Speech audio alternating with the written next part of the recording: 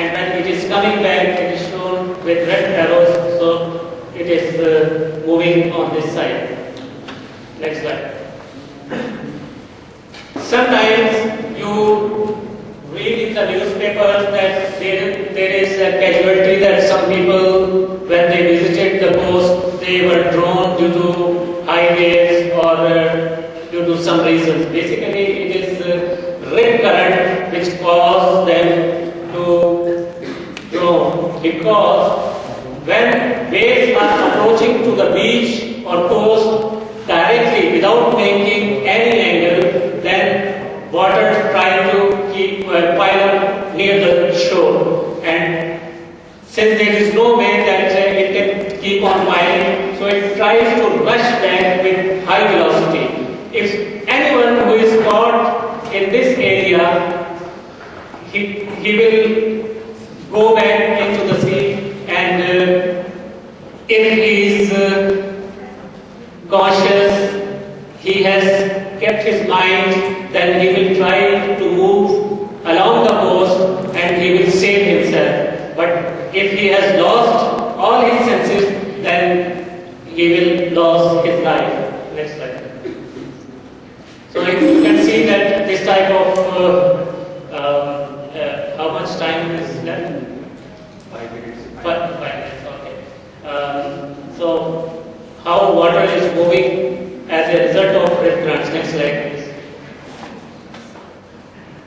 Basically, when the wind is moving along the coast, water moves away from the coast and it creates a gap which brings water from bottom of the sea to the surface, and it brings along with its nutrients rich water, which is helpful for the fisheries. Next slide.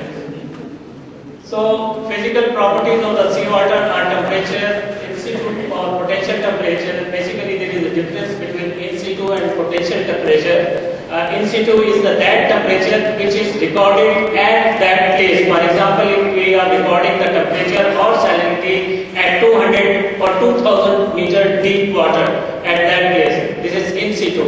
But when that parcel of water is brought on the surface and then we measure then it is called potential temperature. So and due to that there is a density or sigma T or specific volume anomaly. Next slide, please. So these are the basic properties of the water which are very high. Next. Temperature, I think it is indicated. Yeah. So due to those vertical structures, basically when surface of the water is heated up due to sun rays, it tries to mix water due to waves and then it tries to penetrate. So different layers are created. Next slide, please. And next. So since I don't have next slide. Next. So density is usually calculated by this formula by salinity temperature at 0 degree 0 degree pressure and then calculated. So we measure all these data by different techniques. Next slide. Wave pattern for measuring the wave data. We use also pressure sensors and current sensors. Next slide. This is the wave pattern wire which can transmit the wave data. Next slide. There is a ADCP, acoustic Doppler current profiler, which can measure the seawater current, seawater waves, pressure, tide. Next slide. So that ADCP can be mounted on the vessel and you can measure current from surface to the bottom of the sea. So I am very sorry that my time is finished, but subject is not. So it is basically a food of thought for you and to create interest in oceanography, that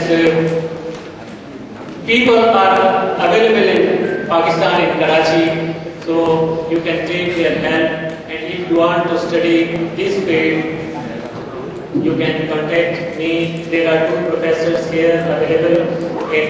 One is in environmental sciences and another is in geology. You can get their help. And Institute of Marine Sciences is available here for doing MPhil and PhD in this field. So you can do. Thank you very much.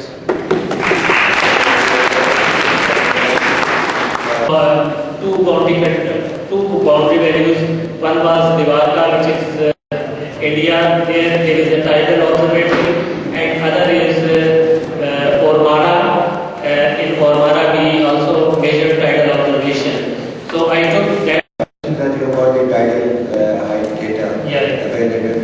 So could you collaborate with us for the students to do? Yeah, sure. And I am available, and we have resources. We can help anyone who is interested in tidal energy. Even I think one of the speaker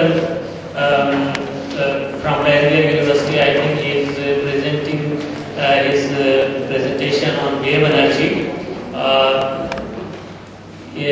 I think he came to me and he took some guidance from me, if I remember. So we are available and